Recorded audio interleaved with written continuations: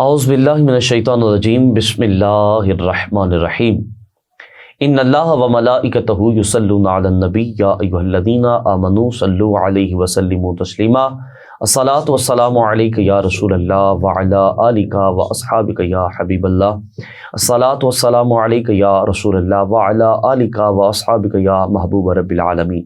ناظرین، آپ دیکھ رہے ہیں دیسی ٹی وی USA۔ میں ہوں آپ کا میزبان علامہ محمد کاشف مدنی۔ روز کی بنا پر پروگرام رحمت رمضان الکریم کے ساتھ آپ کا اور میرا ساتھ ہوتا ہے اور نئے مہمانوں کے ساتھ تعارف بھی ہوتا ہے، ساتھ ہی ساتھ ہم دین متین کی خاص اور خوبصورت قسم کی انفارمیشن بھی حاصل کرتے ہیں اور بہت ساری چیزیں ہمیں سیکھنے کو میسر آتی ہیں۔ ناظرین، جس طرح ہم روز کی بنا پر قرآن و حدیث کے مطابق بہت ساری دین کے حوالے سے ہم نے انفارمیشن سیکھی اور دین کو سیکھا، یقیناً جتنا بھی دین متین کو سیکھا جائے وہ تھوڑا ہے، کیونکہ دین ایک ایسا علم ہے، ایک ایسا یوں سمجھ لیجیے کہ سمندر ہے، اس کے اندر جتنا بھی غوطہ زن ہویا جائے تو یہ ہر موقع پر ہر لمحے میں ایک نیا ہی لطف دیتا ہے اور ایک زندگی کے اندر ایک نئی تازگی لاتا ہے۔ آج اسٹوڈیو کے اندر مہمان تشریف فرمائے، میں ان کا تعارف کرواتا چلوں۔ آپ لوگوں کی خواہش، کافی لوگوں کی یہ تھی کہ قبلہ علامہ صاحب کو دوبارہ سے مدعو کیا جائے، کافی دوستوں نے کہا، تو میرے ساتھ تشریف رکھتے ہیں، کسی تعارف کے محتاج نہیں، عظیم مذہبی اسکالر علامہ عبدالباسط حسین رضوی صاحب۔ آپ کو خوش آمدید بھی کہوں گا۔ السلام علیکم ورحمۃ اللہ وبرکاتہ۔ وعلیکم السلام ورحمۃ اللہ۔ آپ کے ساتھ حضور علیہ الصلوۃ والسلام کی نعت پڑھنے والے میری مراد جناب علیان واصف علی صاحب تشریف فرمائیں۔ آپ کو بھی خوش آمدید کہوں گا۔ السلام علیکم ورحمۃ اللہ وبرکاتہ۔ وعلیکم السلام ورحمۃ اللہ۔ میں دونوں مہمانوں کو اپنے اسٹوڈیو میں خوش آمدید کہوں گا۔ اپنی جانب سے اور دیسی ٹی وی USA کی پوری ٹیم کی جانب سے آپ کا شکریہ ادا کروں گا کہ آپ اپنی گناہوں مصروفیات سے ہمیں وقت دیتے ہیں۔ اللہ پاک آپ کو دارین کی سعادت نصیب فرمائے۔ ناظرین، فتح مکہ، یہ اس کو فتح العظیم بھی کہا جاتا ہے۔ مسلمانوں کو اللہ تعالیٰ نے یہ عظیم فتح عطا فرمائی ہے، جس کی بدولت یوں کہہ دیجئے، کہا جائے تو غلط نہیں ہوگا، اللہ رب العزت نے مسلمانوں پر ایک خاص کرم کیا ہے، اور یہ وہ عظیم کرم ہے کہ جس کی بدولت آج آپ کو اور مجھے کہیں فضائل و برکات نصیب ہو رہے ہیں۔ اسی موضوع پر بات کرنے کے لیے قبلہ علامہ صاحب سے میں گزارش کروں گا کہ فتح مکہ کے اسباب کیا تھے، اس حوالے سے ہمارے ناظرین کو آگاہ فرمائیں۔ بسم اللہ۔ بسم اللہ الرحمن الرحیم۔ الصلاۃ والسلام علیک یا سیدی یا رسول اللہ وعلی آلک وصحبک یا سیدی یا حبیب اللہ۔ سب سے پہلے علامہ کاشف صاحب آپ کا اور دیسی ٹی وی USA کی ساری ٹیم کا میں شکریہ ادا کرتا ہوں۔ اللہ رب العالمین سب کو جزائے خیر عطا فرمائے۔ آمین۔ اس کے بعد فتح مکہ کے حوالے سے چھٹی ہجری ہے اور مسلمانوں کے درمیان اور مشرکین مکہ جو تھے، قریش مکہ جو تھے، ان کے درمیان ایک معاہدہ ہوا جس کو صلح حدیبیہ کہا جاتا ہے۔ یہ معاہدہ ہوا اور حضور علیہ الصلوۃ والسلام نے فرمایا کہ اب آنے والے جو 10 سال ہوں گے نا، وہ امن سے گزاریں گے، کسی کو تکلیف نہیں دیں گے، قتل و غارت نہیں کریں گے۔ اور اسی کے ساتھ ساتھ ایک یہ بات بھی ہوئی کہ جو لوگ قریش مکہ کے حریف بن کے رہنا چاہتے ہیں وہ ان کے ساتھ جا کے رہیں، ان کے ساتھ جا کے ان کے ماتحت رہیں، لیکن اسی جو ایک قانون بنا تھا، جو ایک معاہدہ ہوا تھا، اس کو فالو کیا جائے گا۔ پھر جو لوگ مسلمانوں کے ساتھ آ کر رہنا چاہتے ہیں، جو قبیلہ مسلمانوں کے ساتھ شامل ہونا چاہتے ہیں، ان کے حلیف رہنا چاہتا ہے، تو وہ مسلمانوں کے ساتھ آ کر رہے گا اور اسی معاہدے کو فالو کرے گا، اسی معاہدے کو توڑے گا نہیں۔ معاہدہ یہ ہوا تھا کہ 10 سال تک امن میں رہا جائے گا، 10 سال تک کوئی قتل و غارت نہیں کی جائے گی۔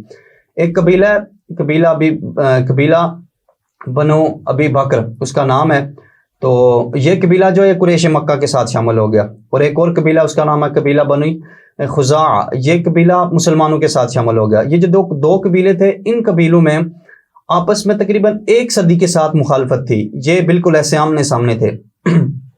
تو ہوا ایسے کہ جو قبیلہ قریش کے ساتھ جا کے شامل ہوا، اس قبیلے نے جو قبیلہ مسلمانوں کے ساتھ آ کے شامل ہوا، اس قبیلے کے بندے مار دیے، بندے قتل کر دیے۔ انہوں نے پناہ بھی چاہی لیکن اس کے باوجود انہوں نے اس قبیلے کے بندے مار دیے، اور جو مشرکین مکہ تھے، کفار مکہ جو تھے، قریش مکہ جو تھے، انہوں نے اس جنگ میں اس قبیلے کا ساتھ دے کر، جو مسلمانوں کے ساتھ قبیلہ آباد ہو رہا تھا، مسلمانوں کے معاہدے میں رہ رہا تھا، مسلمانوں کا حلیف بن کے رہ رہا تھا، اس قبیلے کے بندے مار دیے۔ اب حضور علیہ الصلوۃ والسلام نے ایک خط لکھا قریش مکہ کو، فرمایا اس خط میں 3 سوال حضور علیہ الصلوۃ والسلام نے فرمائے، اور 3 سوال اس میں لکھے تھے۔ پہلا سوال یہ تھا، پہلا اس میں جو شک یہ تھی اس سوال میں کہ یہ جو بندے قتل ہوئے ہیں، یہ جو بندے مرے، ان کی دیت دی جائے۔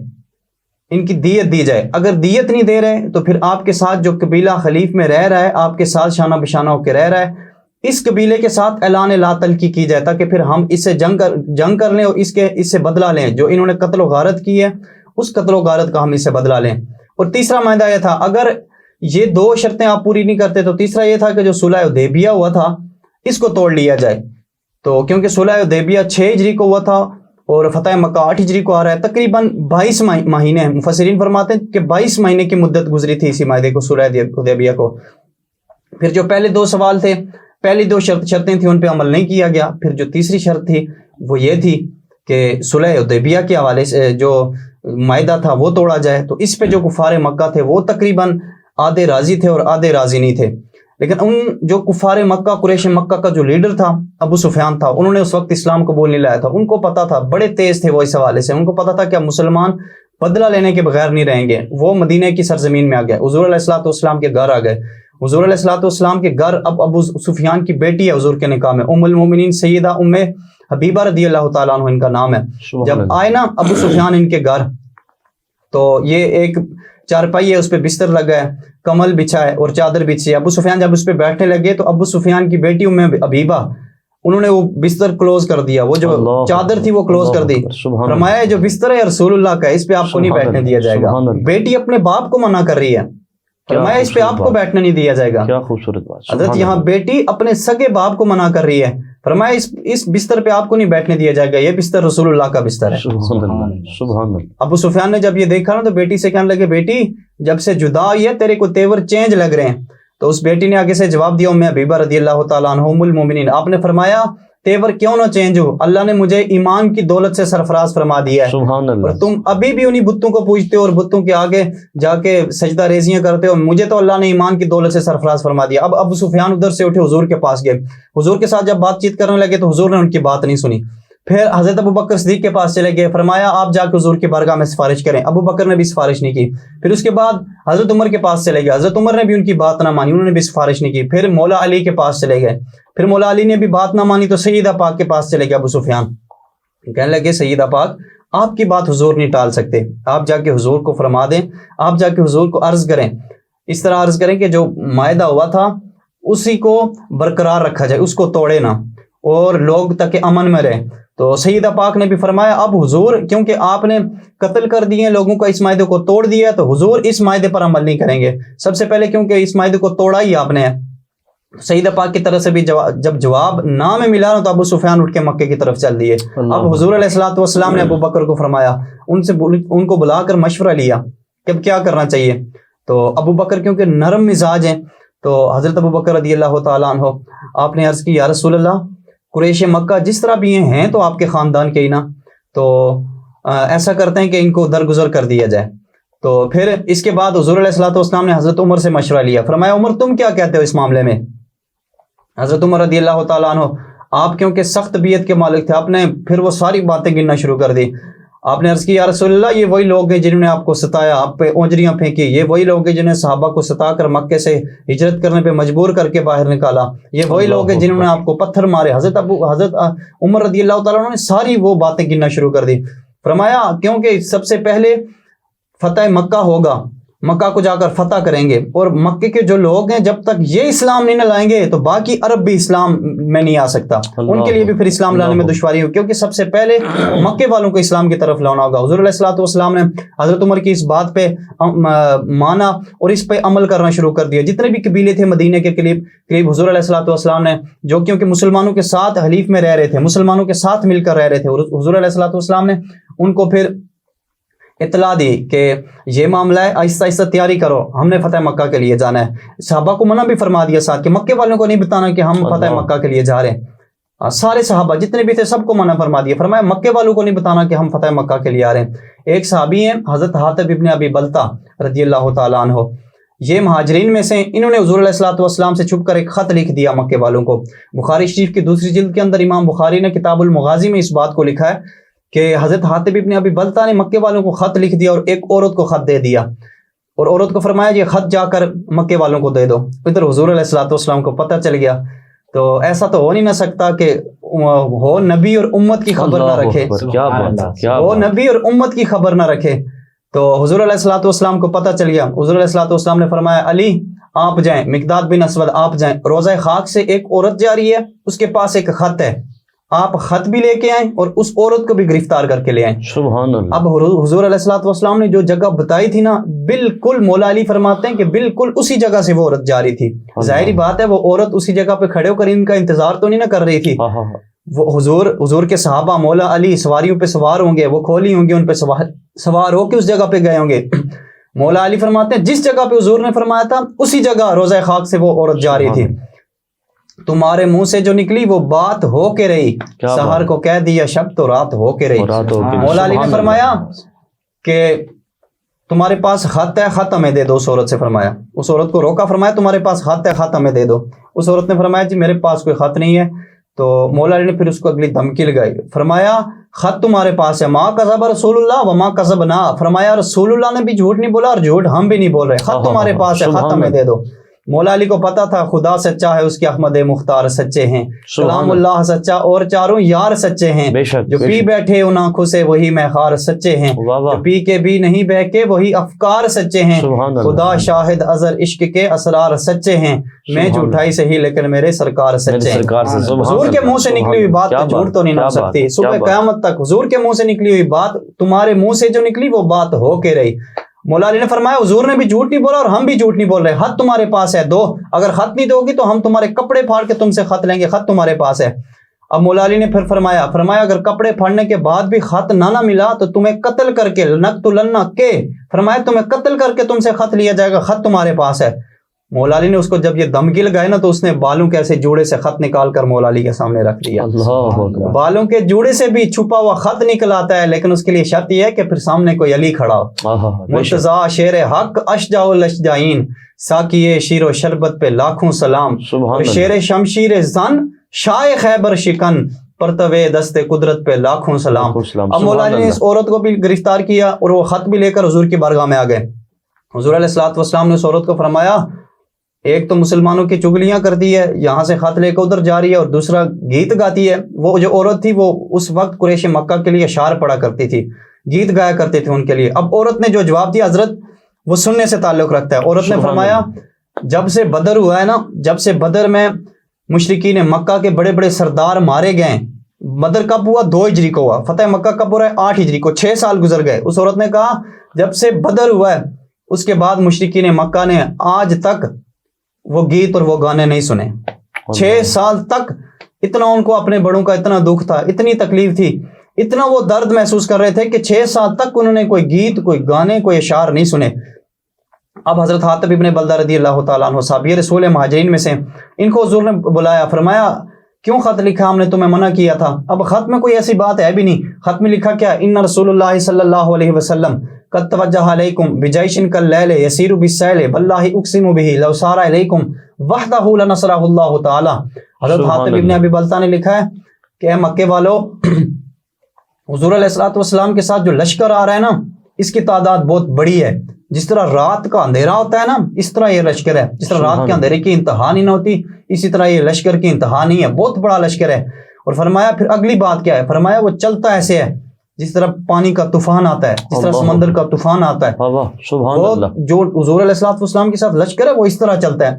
اگلی بات فرمایا اگر اتنا بڑا لشکر نہ بھی ہو, اگر حضور علیہ الصلوۃ والسلام کا لشکر اتنا بڑا نہ بھی ہو, اگر حضور تنہا بھی آئے نا تو حضور اللہ نے ان کی مدد کرنی ہے, تمہاری بچ نہیں ہے, تم بچ نہیں سکتے, اب اسلام میں داخل ہو جاؤ. اب مکے والوں کو حضرت حاتب ابن ابی بلتہ نے یہ دھمکی لگائی ہے قسم کی, لیکن مرضی خدا مرضی مصطفیٰ شامل نہیں تھی. جب حضرت عمر نے یہ دیکھا نا تو حضرت عمر کھڑے ہو گئے, جلال میں آ گئے, عرض کی یا رسول اللہ اگر اجازت ہو تو اس کی میں گردن نہ اتار دوں. اللہ اکبر. حضور علیہ الصلوۃ والسلام نے فرمایا حضرت عمر نہیں, فرمایا یہ بدری صحابہ میں سے ہے. پھر حضرت حاتب ابن ابی بلتہ سے حضور علیہ الصلوۃ والسلام نے پوچھا, فرمایا کس وجہ سے مکے والوں کو خط لکھا ہے. تو حضرت حاتب ابن ابی بلتہ رضی اللہ تعالیٰ عنہ عرض کرنے کی یا رسول اللہ میرا مکے میں کوئی نہیں ہے, میرا کیونکہ خاندان مکے میں ہے, میرے بچے ادھر ہی ہیں, تو میرا ادھر کوئی رشتہ دار نہیں ہے, تو میں نے صرف اس وجہ سے خط لکھا ہے کہ آپ کا 10,000 کا لشکر ادھر جا کے جب پہنچے گا تو ایسا نہ ہو کہ میرے گھر والوں کو میرے بچوں کو نقصان ہو جائے, تو میں نے اس لیے خط لکھا تھا. اب حضور علیہ الصلوۃ والسلام کو جب حضرت حاتب ابن ابی بلتہ نے سچ فرما دیا نا تو حضور نے ان کو معاف فرما دیا. فرمایا عمر انہوں نے ایک تو سچ بھی بول دیا اور دوسرے بدری صحابہ میں سے ہیں، فرمایا ان کو معاف کر دیا جائے۔ اب مکہ کے لیے روانگی شروع ہو گئی، تو مکہ کے قریب پہنچ کر نا حضور علیہ الصلوۃ والسلام نے جب پڑاؤ ڈالا تو فرمایا یہاں پہ آگ جلائی جائے، رات کا وقت ہے، آگ جلا کر حضور علیہ الصلوۃ والسلام نے صحابہ کو فرمایا دور دور ہو کے آگ جلائی جائے تاکہ مکے والوں کو یہ خبر ہو جائے، ان کو پتہ چل جائے کہ مسلمانوں کا جو لشکر ہے اس کی تعداد بہت بڑی ہے۔ اور اس کی وجہ یہ تھی، فرمایا اس کی وجہ یہ تھی کہ اس وجہ سے کفار مکہ کو تک نظر آئے کہ فرمایا آگے وہ تیاری کر کے ہتھیار اٹھا کر ہمارے سامنے نہ آئے۔ تو اسباب اس کے یہ تھے کہ وہ جو معاہدہ ہوا تھا تو اس معاہدے کو کفار مکہ نے توڑا تھا، جس کی بنا پر حضور علیہ الصلوۃ والسلام نے لشکر لے کر 10,000 کا لشکر لے کر، ایک روایت کے مطابق 10,000 کا لشکر ہے اور دوسری روایت کے مطابق 12,000 کا لشکر لے کر حضور فتح مکہ کی طرف گئے۔ سبحان اللہ، سبحان اللہ، کیا خوبصورت قبلہ علامہ صاحب ہماری رہنمائی فرما رہے تھے۔ اور ناظرین آپ نے سنا، یہاں سے ایک بڑی خوبصورت ترین بات آپ کو اور مجھے سیکھنے کو ملی، وہ یہ تھی کہ نبی اکرم صلی اللہ تعالیٰ علیہ وسلم کی محبت جو ہے وہ والدین کی محبت سے ذرا بڑھ کر ہے۔ دیکھیں یہاں پر والدین کی محبت بھی لازمی ہے، ایسا نہیں کہ والدین سے نفرت کریں، لیکن جہاں حضور کی بات آ جائے پھر والدین کی بات معنی نہیں رکھتی، پھر والدین کی عزت و توقیر معنی نہیں رکھتی، پھر معنی رکھتی ہے تو فقط رسول اللہ صلی اللہ علیہ وسلم کی بات معنی رکھتی ہے۔ ناظرین یہاں پر ایک وقفے کا وقت ہوتا ہے، انشاءاللہ اپنے وقفے کے بعد اپنی گفتگو کو آگے بڑھائیں گے۔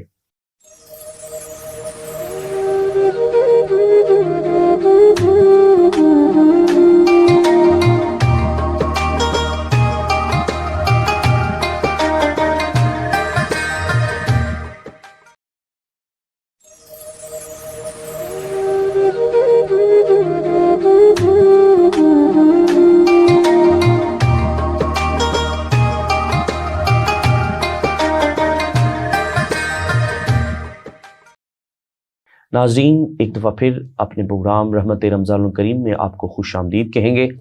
میرے ساتھ مہمان تشریف فرمائیں محترم علیان واصف صاحب، آپ سے گزارش کروں گا کہ آپ نعت رسول مقبول صلی اللہ تعالیٰ علیہ وسلم سے آپ کے اور میرے قلوب و اذان کو منور فرمائیں۔ بسم اللہ۔ اپنے دامان شفاعت میں چھپائے رکھنا، اپنے دامان شفاعت میں چھپائے رکھنا، میرے سرکار میری بات بنائے رکھنا، میرے سرکار میری بات بنائے رکھنا، ذرائے خاک کو خورشید بنانے والے، ذرائے خاک کو خورشید بنانے والے، خاک ہوں خاک کو قدموں سے لگائے رکھنا، خاک ہوں خاک کو قدموں سے لگائے رکھنا، میرے سرکار میری بات بنائے رکھنا۔ سبحان اللہ۔ اور میں نے مانا کہ نکما ہو مگر آپ کہوں، میں نے مانا کہ نکما ہوں مگر آپ کہوں، اس نکمے کو بھی سرکار نبھائے رکھنا، اس نکمے کو بھی سرکار نبھائے رکھنا، اپنے دامان شفاعت میں چھپائے رکھنا۔ سبحان اللہ، سبحان اللہ، اپنے دامن شفاعت میں چھپائے رکھنا، میرے سرکار میری بات بنائے رکھنا۔ ناظرین کیا خوبصورت بات تھی اور کتنی خوبصورت حاضری پیش کی۔ میں قبلہ علامہ صاحب کی جانب پھر ایک دفعہ بڑھوں گا۔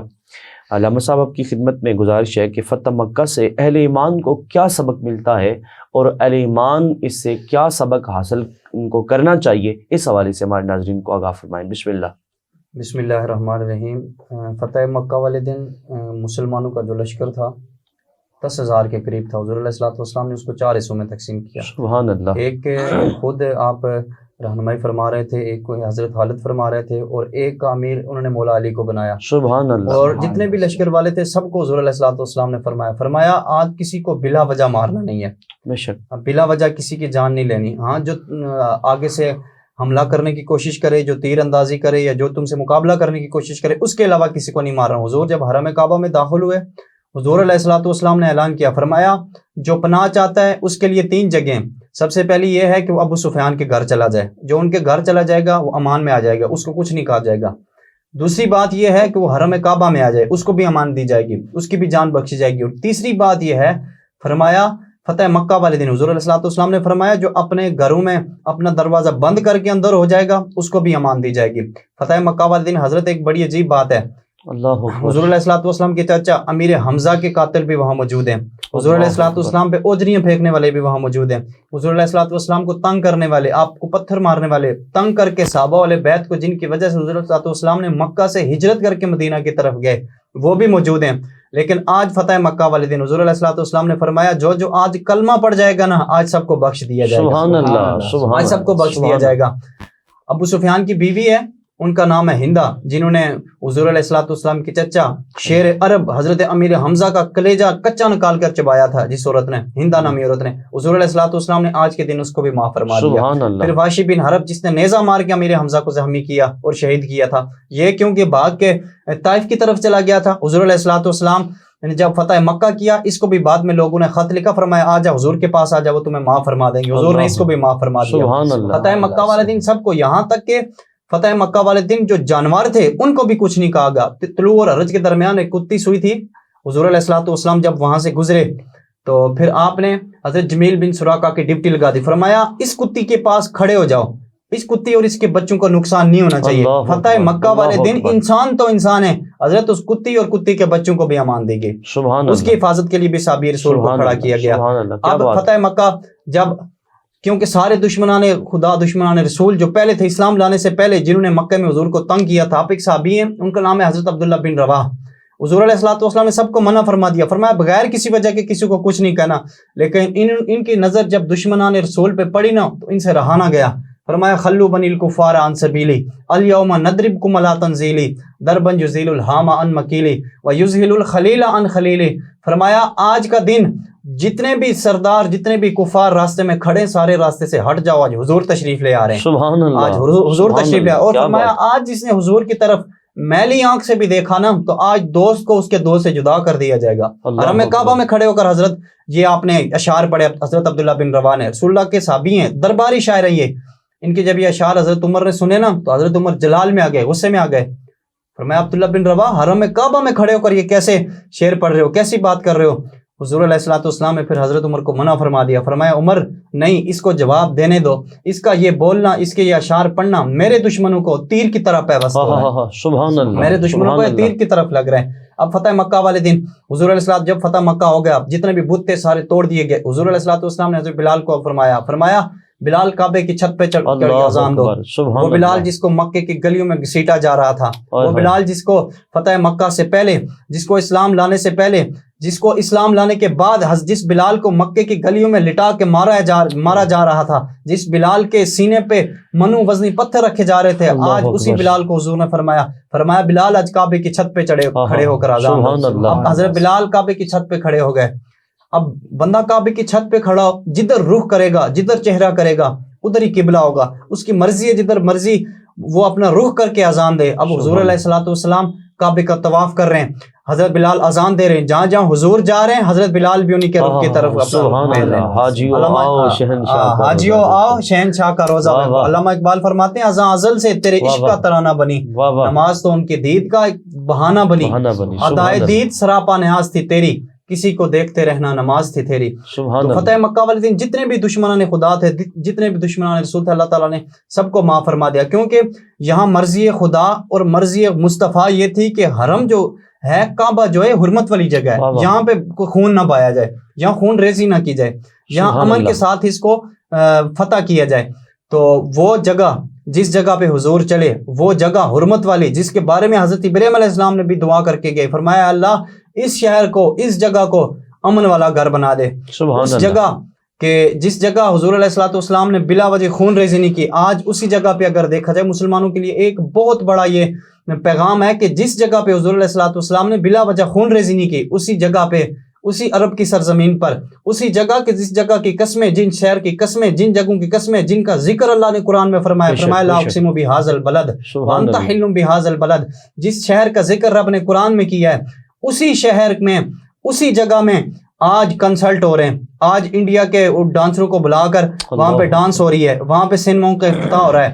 قلندر لاہوری فرماتے ہیں، کہا اقبال نے شہ حرم سے، تہے محراب و مسجد میں سو گیا ہے کون، ندائی مسجد کی دیواروں سے، فرنگی بت گدے میں کھو گیا ہے کون۔ ہوئے ہوئے ہوئے۔ یہ آج ہمیں جاگنا ہوگا، کیونکہ مسلمانوں کی جہاں اسلام سے جس شجر کی ابتدا ہوئی تھی، آج سبحان اگر وہیں پہ یہ حال ہو گیا، وہیں پہ اگر سنیماؤں کا ابتدا ہوگی، وہیں پہ اگر سنیماؤں کا افتتاح ہو گیا، تو پھر جہاں اس کے بعد اسلام گیا اس پہ کیا ہوگا؟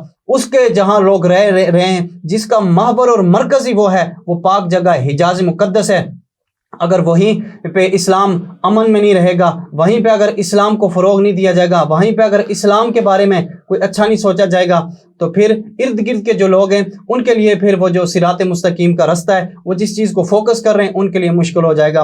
مالک علم یزل کی بارگاہ میں دعا ہے کہ اللہ رب العالمین مجھے اور آپ کو حرم کعبہ کی اور ان مقدس جگہوں کی باعزت حاضری اور ان کا عزت کرنے کی، ان کا محبت کرنے کی مالک مجھے اور آپ کو توفیق عطا فرمائے۔ ناظرین، ماشاءاللہ قبلہ علامہ صاحب بڑی خوبصورت ہماری اور آپ کی رہنمائی فرما رہے تھے، اور یہاں سے ہمیں دو بہت اہم ترین باتیں سننے کو میسر آئی، اور جن کا ایمان کے ساتھ بہت گہرا تعلق ہے۔ میں اگر یوں کہوں تو بنیاد ایمان ان کو کہا جائے تو غلط نہیں ہوگا۔ ایک کہ میرے آقا صلی اللہ تعالی علیہ وسلم کی محبت اور حضور علیہ صلاۃ والسلام کا پیار، اور حضور علیہ صلاۃ والسلام سے محبت و مودت، یہ ایمان کا حصہ بھی ہے، ایمان کا جز بھی ہے، اور ایمان کی بنیاد بھی ہے۔ اس کے بغیر انسان دائرہ اسلام کے اندر نہیں آ سکتا۔ اور دوسری بات کہ اسلام بڑی محبت کا درس دیتا ہے، اسلام امن کا درس دیتا ہے، اسلام محبتیں پھیلاتا ہے، لیکن وہاں محبت ہے جہاں اللہ اور اس کے رسول کی رضا شامل ہے۔ اگر اللہ اور اس کی رسول صلی اللہ علیہ وسلم کی رضا شامل نہیں ہے، حضور علیہ صلاۃ والسلام کی محبت شامل نہیں ہے، حضور کی عزت شامل نہیں ہے، حضور کا وقار شامل نہیں ہے، میرے آقا صلی اللہ علیہ وسلم کی ناموس کی حفاظت نہیں ہے، وہاں پھر اسلام امن کا درس نہیں دیتا۔ وہاں پھر اسلام یہ حکم دیتا ہے کہ جہاں حضور کی بات، حضور علیہ صلاۃ والسلام کی توہین کی جا رہی ہو، اس جگہ پھر اسلام امن کا درس نہیں دیتا، بلکہ اس شخص کو بالخصوص جو حضور علیہ الصلوۃ والسلام کے بارے میں مغالطات بک رہا ہو، کسی قسم کی باتیں کر رہا ہو، اس کو اسلام پھر اس کا سر کاٹنے کا حکم ارشاد فرماتا ہے۔ تو الغرض قبلہ علامہ صاحب نے بہت خوبصورت آپ کی اور میری رہنمائی فرمائی۔ اللہ تعالیٰ ہمیں اسی طرح اسلام کی محبت نصیب فرمائے، اور اسلام بالخصوص جذبہ جہاد ہمارے دلوں میں اللہ تعالیٰ پیدا فرمائے۔ ناظرین، جب تک جذبہ جہاد تھا اسلام بلندی پر تھا، جب سے جذبہ جہاد مغلوب ہوتا گیا، لوگوں کے اندر جذبہ جہاد کی کمی آتی گئی، تو اس وقت مسلمان بھی ہر جگہ ظلم و ستم کا شکار ہو گئے۔ آج اگر آپ اور میں یہ چاہتے ہیں کہ اسلام اسی طرح، اسلام تو پاور رکھتا ہے اپنی، اسلام تو اپنا طاقت رکھتا ہے، اگر آپ اور میں یہ چاہتے ہیں کہ ہمیں دنیا میں جس طرح حضور پاک صلی اللہ علیہ وسلم کے زمانے کے اندر حضور علیہ السلام کے بعد بھی ہمیں ایک عزت کی نگاہ سے دیکھا جاتا تھا، اور ہمارے ایک وقار تھا، اس وقار کو اگر دوبارہ سے بحال کرنا چاہتے ہیں تو اپنی آل و عیال، اپنی نسل کو جذبہ جہاد سے سرشار کیجیے۔ اللہ تعالیٰ ہمارے دلوں کے اندر جذبہ جہاد کو پیدا فرمائے۔ ناظرین، جب تک جہاد مسلمانوں کے دل میں جہاد کی محبت تھی تو اللہ تعالیٰ نے مسلمانوں کو خاص عزت سے نواز رکھا تھا۔ اسی کے ساتھ ہمارا پروگرام رحمت رمضان الکریم اپنے اختتام پذیر کو پہنچتا ہے۔ میں اپنے مہمانوں کا شکریہ ادا کروں گا۔ انشاءاللہ نئے مہمانوں کے ساتھ پھر آپ کی خدمت پہ حاضر ہوں گے، تب تک کے لیے اجازت دیجیے۔ السلام علیکم ورحمۃ اللہ وبرکاتہ۔